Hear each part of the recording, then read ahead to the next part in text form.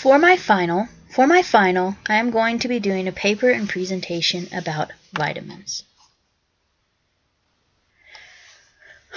Are they helpful or harmful? This is the question that is on many people's minds. There are so many different vitamins that you can take for a multiple of different things. But do these vitamins really help you stay healthy, or can they be harmful to your health?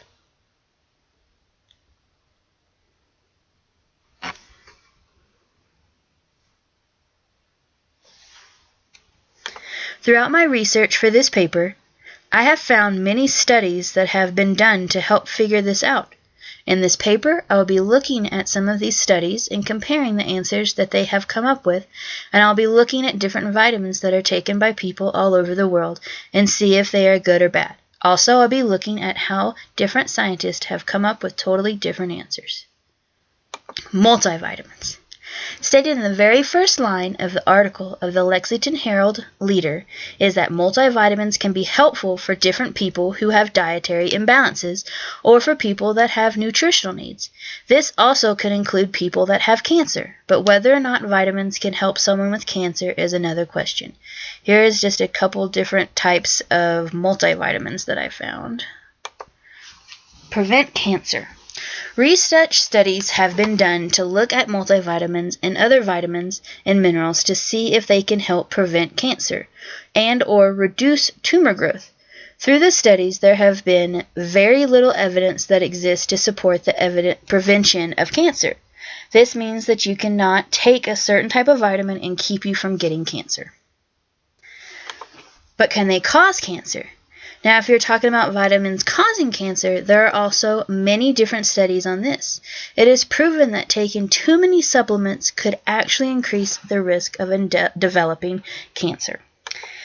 Beta-carotene and lung cancer. For example, there are studies that have shown that too much beta-carotene can increase the risk of lung cancer in smokers. This is just a little diagram that shows that the deaths that are attributed by cigarette smoking. They have also found through studies that vitamin E supplementation in amounts of 400 international units or IU or more could increase the risk of prostate cancer. Stated in the Daily Beast, there has also been a large study examining whether vitamin E could help to reduce the risk of prostate cancer. But this study was stopped in 2008. It was because the men that were in the study taking the vitamin E were not getting any benefit from it at all. Actually, not only was it not benefiting them, they were exhibiting a greater risk of prostate cancer than the men that were taking the placebo. At the time, there was a 13% increased risk of getting cancer. They considered this statistically non-significant. This meant that those extra cancer cells might have happened by just a chance. Here is a graph, and it's a cumulative incidence of prostate cancer, and they were showing the difference in between a vitamin E versus a placebo. The placebo is the pink, and the vitamin E was the pink, or the purple. And it shows that the cases did increase with the vitamin E throughout the years. Now, looking at the study, which was called Selenium and Vitamin E Cancer Prevention Trial, or SELECT, it says that the risks are actually real. This was reported in the Journal of American Medical Association. Eric Klein of the Cleveland Clinic, who co-chaired SELECT, say people think of vitamins and other supplements as innocuous, even benefit, but they're not. They can cause harm. There is no reason for me and the general population to take vitamin E supplements.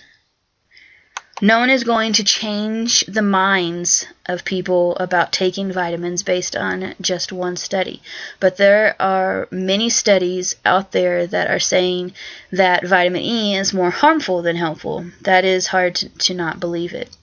Even after doing this study, I'm still not sure if taking these vitamins are a good or a bad thing.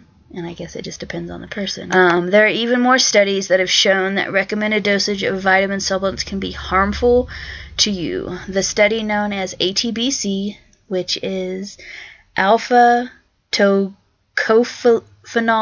beta carotene cancer prevention trial, I think that's right, reported in 1998 that smokers that were males who took beta carotene had an 18% increased chance of getting lung cancers and also an 8% increase of mortality. In the last 3 years of this study, they have found that vitamin C may be more harm than good, as it may protect the actual cancer cells, and intake of vitamin E and C by 13,000 male physicians for 10 years had no health benefits. This was summarized in a 2010 paper. Vitamin C has always been one of the vitamins that I've taken when I was getting sick. It's never been something that I've really worried about taking before. But as far as I know, I don't have cancer. I believe that this is something that someone with cancer should think about, though. If there was even a chance of the vitamin C keeping the cancer cells safe, then I probably would not want to be taking this vitamin. Here is a graph that shows different fruits and the levels of vitamin C that is in them. It shows that the high desert bee pollen has the highest, and then black raspberry, and then pomegranate, and then it goes significantly down from that. With the lowest of vitamin C is a mango, and I've always thought of an orange as having the highest vitamin C, but it's one of more towards the middle. Stated in the Daily Beast, there are 2 glimmers of good news. The first is that among the men in the study that were taking both selenium and vitamin E, there was not an increased risk of prostate cancer. But there was not a decrease either. The other glimmer of good news was that cases of prostate cancers in men doing the study were not very aggressive. There had been an earlier study done that was thought to have found an actual decrease in the risk of getting prostate cancer. The problem of this study was that men were taking the dosage of 50 IU, where the normal dosage of vitamin D is 400 IU. This is one of the facts that shows that more of a vitamin you take, the more harmful it may be. So if you feel that you need to take more vitamin E, make sure that you're taking the recommended dosage. This is repeated throughout the paper. This is because it is very important to remember. I recently have spoken to a couple of older men that I know for sure that take vitamins. I asked specifically if they were taking vitamin E. Out of these men, luckily they were not taking it, or they were not taking too much that was recommended dosage. But how many men in the United States alone are probably taking vitamin E?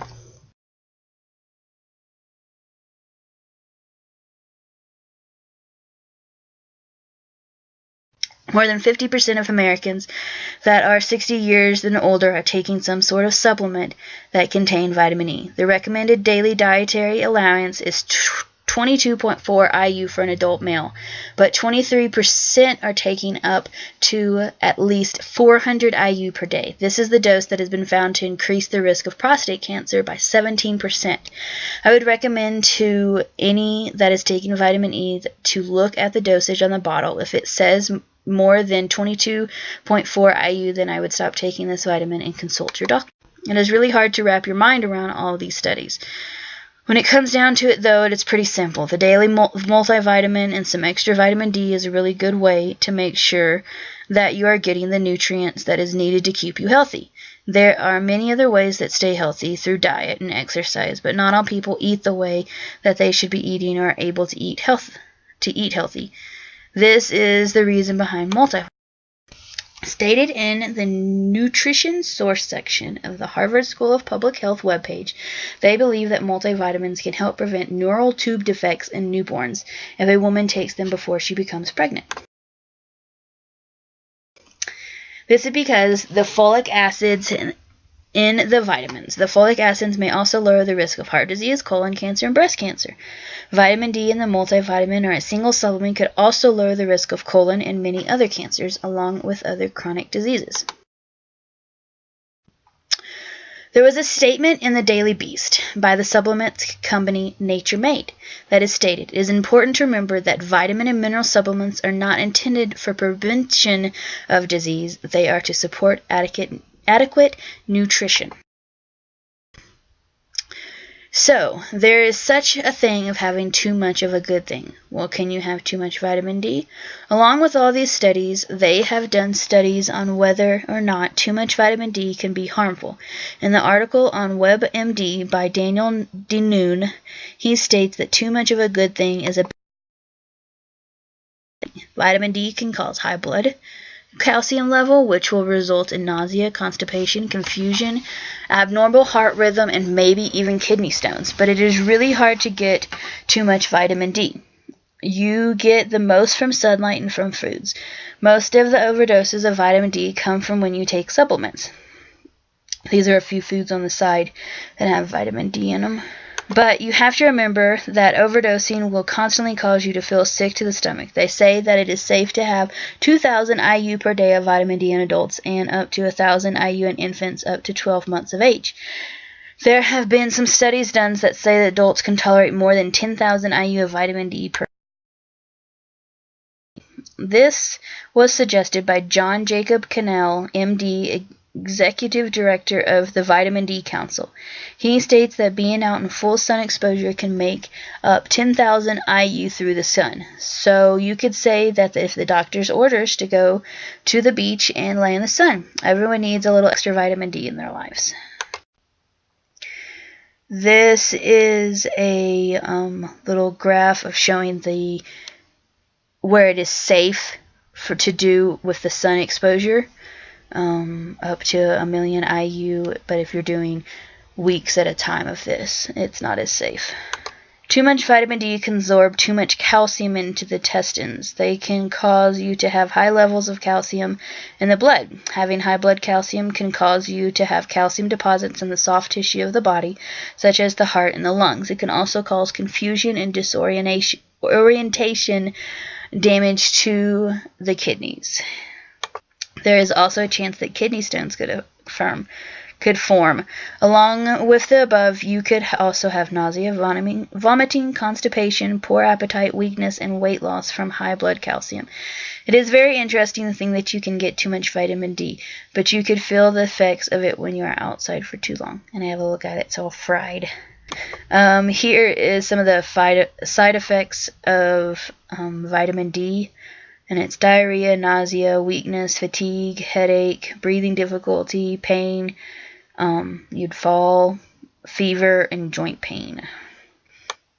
In the article of the WebMD website, Getting Too Much of Vitamins and Minerals, Dewar states that vitamin D, calcium, and folic acid are 3 nutrients that you may get too much through eating and supplements. People that take too much of the daily dosage of vitamin D might be setting themselves up for getting kidney stones. This can also be caused by too much calcium. There's a few foods that you can do that have vitamin D in it: cheese, margarine, butter, milk, healthy cereals, and fatty fish. Here is another list that I have, and it shows the food, the serving size, the amount, and the percent of your daily value, which is the DV. Even though folic acid has cut down on the number of birth defects by 25% to 50%, there is also a concern that people might be getting too much of it. Getting too much of it might hide the signs of vitamin B12 deficiency in older adults. This could sometimes have permanent nerve damage if you leave it untreated. In some recent studies, there was a hint that high levels of folic acid may be linked to the greater risk of lung and prostate cancers, but these studies do not prove a cause of effect. Here is a bar graph that I found that shows folic acid effects of reducing birth defects. And it shows the different types of birth defects, the years, Yeah.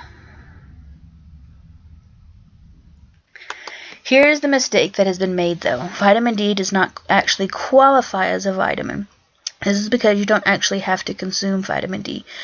The body actually makes its own vitamin D under the right circumstances. This is the exposure of your skin to the sunlight. The disease rickets was cured by consuming vitamin D.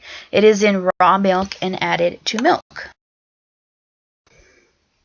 This is why we think we need to drink milk. When it all comes down to it, it is just as good to be outside in the sun for 10 to 15 minutes every day. This can depend on the color of your skin and where you live. People that live in higher altitudes or closer to the sun will consume vitamin D easier. But research was actually found that taking large doses of certain vitamins could even be increasing the chance of you getting certain cancers. It is important that when taking vitamins, do not go overboard. Multivitamins and vitamin D can be helpful to give you nutrients where you can't get them through your diet. Too many vitamins can be harmful, though. Make sure that you are sticking to the recommended dosage. It is also stated that if you're taking a multivitamin already, that you need to stay away from cereals, protein bars, and other foods that are super fortified with folic acids already. So just make sure to check everything that you're eating if you are taking these multivitamins. The last type of vitamin that I'll be talking about in this paper will be prenatal vitamins. There's been a back and forth on whether or not vitamins are even good for you. Seems to be that there are certain ones that are good and certain ones that are bad, and the same of how much you are to take of each of them.